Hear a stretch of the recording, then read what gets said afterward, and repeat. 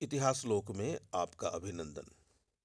इतिहास पाठ में आज हम पढ़ेंगे महात्मा बुद्ध के समय की धार्मिक अवस्था।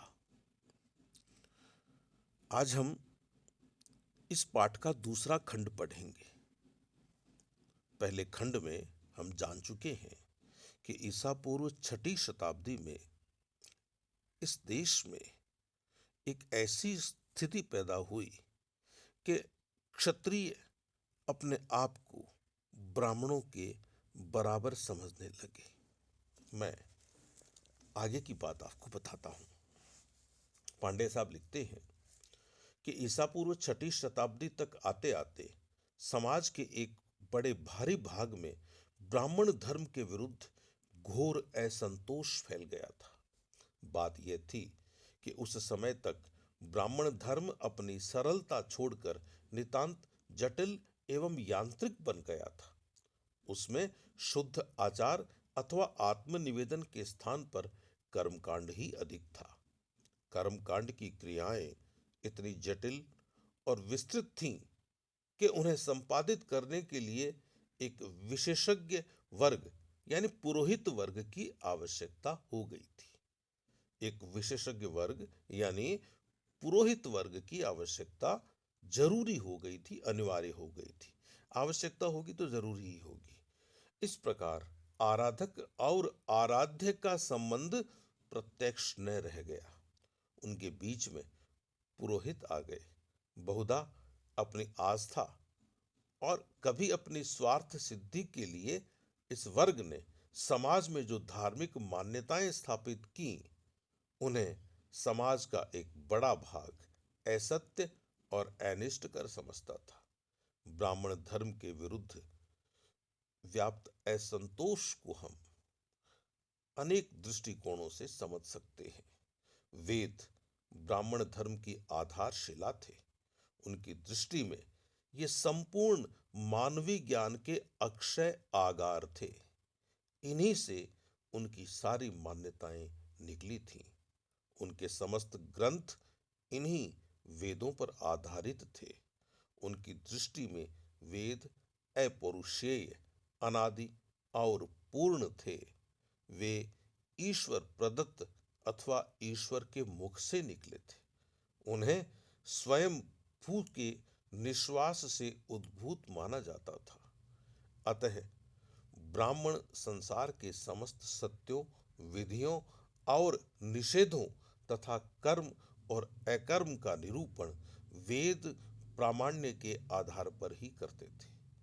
वेदों को वे धर्म मूल समझते थे।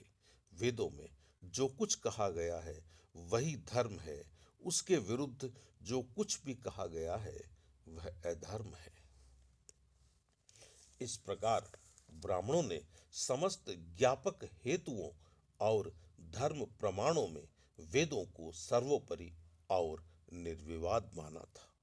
यदि तात्विक दृष्टि से देखा जाए तो ब्राह्मणों के विचारों में कोई अनर्थ नहीं था।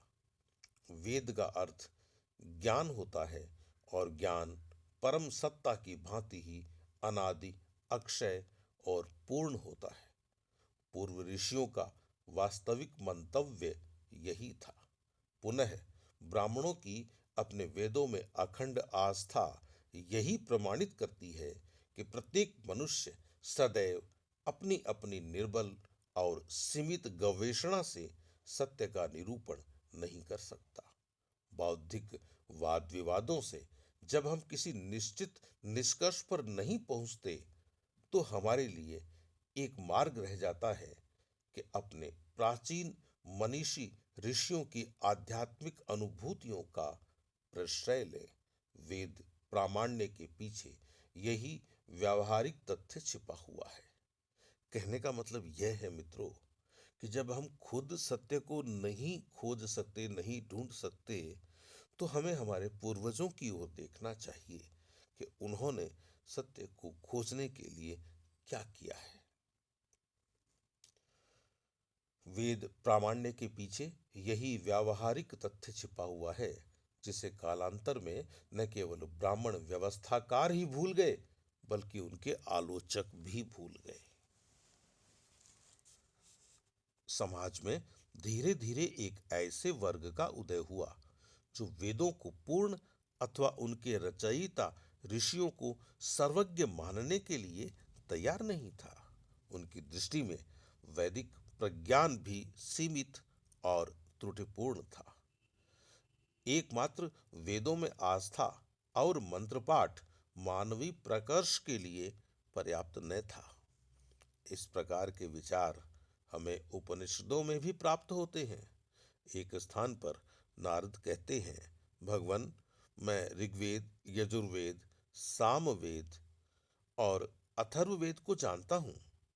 भगवान, मैंने इतिहास पुराण रूप पंचम वेद को, वेदों के व्याकरण को, श्राद्ध कल्प गति और उत्पाद ज्ञान को भी पढ़ा है। विधि शास्त्र, तर्क शास्त्र और नीति शास्त्र को मैं जानता हूँ। देव विद्या, ब्रह्म विद्या, भूत विद्या, क्षत्र विद्या, नक्षत्र विद्या भी मैं जानता हूँ। सर्प विद्या, देवजन विद्या, नृत्य, संगीत, सर्प विद्या, देवजन विद्या, नृत्य, संगीत आदि का भी मैं अच्छी तरह से अध्ययन कर चुका हूँ भगवान, किंतु यह सब जानकर भी मैं केवल मंत्रों को जानने वाला हूँ, आत्मा को जानने वाला नहीं हूँ। बड़ा भारी प्रश्न है मित्रों। हम भी पुस्तकें तो पढ़ लेते हैं, लेकिन उनको गुनते नहीं हैं। उनको गुणना बहुत ज्यादा जरूरी है। एकमात्र पुस्तक ज्ञान के प्रति असंतोष अन्यत्र भी प्रकट होता है। पांडे साहब लिखते हैं कि फिर भी समाज में वेदादि की अत्यधिक प्रतिष्ठा थी। इसके साक्ष्य बौद्ध साहित्य में भी मिलते हैं। वहीं वेदों के प्रति अंधश्रद्धा का विरोध भी किया गया था। दीर्घ निकाय के अम्बट्ठ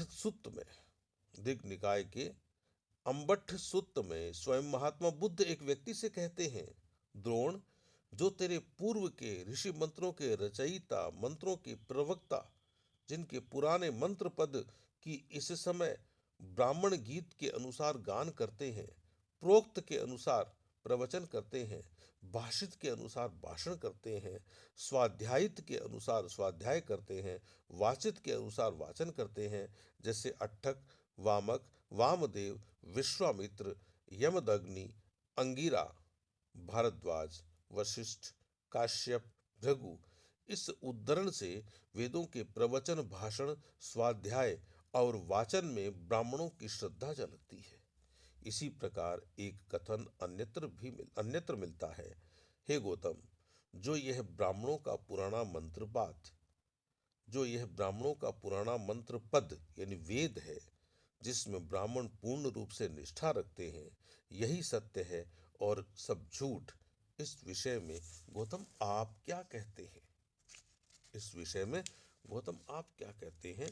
बौद्ध साहित्य में ऐसे बहुसंख्यक उल्लेख हैं जिनसे प्रकट होता है कि समाज का एक भाग वेद प्रामाण्य के विषय को लेकर ब्राह्मण धर्म की कटु आलोचना कर रहा था।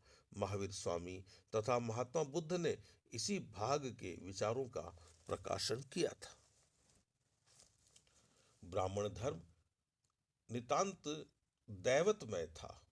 उसमें बहुसंख्यक देवी देवताओं की प्रतिष्ठा हो चुकी थी। सृष्टि का ऐसा कोई भाग नहीं था जिसका अधिष्ठाता कोई न कोई देवी या देवता न हो। मनुष्य के बाह्य एवं आंतरिक जगत सभी देवाच्छन्न थे। इनमें कुछ देवता प्रकृति की, कुछ वानस्पतिक जगत की, कुछ पार्श्विक जगत की भिन्न भिन्न शक्तियों के रूप में, कुछ अतिमानव और दैवीकृत मानव थे तथा कुछ मनुष्य की मानसिक प्रवृत्तियों के साकार स्वरूप थे। ब्राह्मण ग्रंथ ही क्या, बौद्ध एवं जैन धर्म ग्रंथों में भी बहुदेववाद का स्पष्ट चित्रण मिलता है। उदाहरण के लिए बौद्ध ग्रंथ चुल्ल निर्देश में देवी देवताओं की निम्नलिखित कोटियां मिलती हैं। सम्मुति देवाः यथा राजा, रानियां, राजकुमार आदि। उपपत्ति देवाः यथा साधारण रूप से समझे जाने वाले देवी देवता। विशुद्धि देवाः यथा धर्माचार्य एवं उनके प्रमुख अनुयायी। इस कोटि में सर्व प्रमुख कोटि है उपपत्ति देवा की। इसमें 3 उपकोटियां भी की गई हैं। भूमाए भूमिवासी देवता, भूमिवासी देवी देवता जैसे पशु नाग आदि। अंतरिक्षरा यानी अंतरिक्षवासी, अंतरिक्षवासी देवी देवता जैसे सूर्य चंद्रमा नक्षत्र आदि। आकाशट्ठा आकाशवासी देवी देवता यथा ब्रह्मा इंद्र आदि। इसी प्रकार जैन औपपातिक सूत्र में भी देवी देवताओं की एक लंबी सूची मिलती है। वैमानिक यथा ब्रह्मा इंद्र आदि। ज्योतिषी यथा सूर्य चंद्र आदि। वाणमंतर यथा भूत प्रेत किन्नर गंधर्व आदि। भवनवासी यथा अग्नि वायु समुद्र आदि। इसके अतिरिक्त बहुसंख्यक क्षिति शरीरी, जल शरीरी और वायु शरीरी देवी देवता भी इस सूची में सम्मिलित हैं। स्पष्टतः ये समस्त देवी देवता युग युग तक भारतवर्ष की लौकिक श्रद्धा भक्ति के केंद्र थे। इनके चतुर्दिक जनता अनेक प्रकार के यज्ञ, होम, उपासना, आराधना, जप तप आदि करती थी। ब्राह्मण धर्म प्रमुखतया लौकिक एवं कर्मकांडी धर्म बन गया था। अतः उसमें यह बहुदेववाद और उसकी महत्ता अधिक प्रचलित थी। इसमें कोई संदेह नहीं कि ऋग्वैदिक काल में ही आर्यों ने एकेश्वरवाद के सिद्धांत का प्रतिपादन कर लिया था। संपूर्ण ब्रह्मांड के नाना रूपों के भीतर वे एक अखंड सत्ता का अस्तित्व स्वीकार कर चुके थे। आगे चलकर उपनिषदों में तो एकेश्वरवाद का स्थान स्थान पर उल्लेख मिला है। इस प्रकार ईश्वर को उन्होंने ब्रह्म अथवा तत् नाम से संबोधित किया है। इस प्रकार ईश्वर को उन्होंने ब्रह्म अथवा तत् नाम से संबोधित किया है। सारे देवी देवता और प्रकृति की विभिन्न शक्तियां इसी परम देव के अधीन है। इस प्रकार की भावना उपनिषद साहित्य में सर्वत्र व्याप्त है। इतना होते हुए भी यह मानना पड़ेगा कि समाज में एकेश्वरवाद के सिद्धांत को अभी लोकप्रियता नहीं मिली थी। जनता अनेक देवी देवताओं में ही अपनी आस्था बनाए रखती थी। परंतु समाज का चिंतनशील वर्ग अति प्राचीन काल से ही बहुदेववाद को निस्सारता का प्रतिपादन मानता आ रहा था। उपनिषद काल के ऋषियों ने यह स्पष्ट घोषणा की थी कि जब सर्वत्र ब्रह्म व्याप्त है तो फिर विभिन्न देवी देवताओं की उपासना का अर्थ क्या है। पुनः समाज का एक वर्ग विशुद्ध मानव की स्वतंत्र गरिमा का पुनः समाज का एक वर्ग विशुद्ध मानव की स्वतंत्र गरिमा की स्थापना का पक्षपाती था। वह मनुष्य को बहुसंख्यक देवी देवताओं की अधीनता से मुक्त करना चाहता था।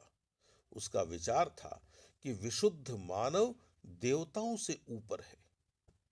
आत्मा के उत्कर्ष के लिए देवताओं की अधीनता जरूरी नहीं है। मनुष्य का कर्म ही उसका भाग्य विधाता है। इस प्रकार के विचार सर्वप्रथम हमें ब्राह्मण साहित्य में ही मिलते हैं। यद्यपि महात्मा बुद्ध ने सत्ता संबंधी प्रश्नों पर विचार नहीं किया, फिर भी उन्होंने ब्राह्मण धर्म में प्रतिपादित बहुदेववाद को मानवीय उत्कर्ष के लिए निरर्थक बताया। तो मित्रों, यह था महात्मा बुद्ध के समय की धार्मिक अवस्था पाठ का दूसरा खंड। ये पुस्तक लिखी है प्रोफेसर विमल चंद्र पांडेय ने, और इसका ये जो पाठ मैंने पढ़ा यह इस पुस्तक के पहले भाग से है। तो हमने देखा कि ईसा पूर्व 6वीं शताब्दी भारत के लिए एक बहुत बड़े परिवर्तन की शताब्दी है। आज मुझे अनुमति दीजिए इस दूसरे खंड के साथ तीसरे खंड के लिए हम फिर मिलेंगे। तब तक अपने इस मित्र को आप आज्ञा दीजिए। नमस्कार।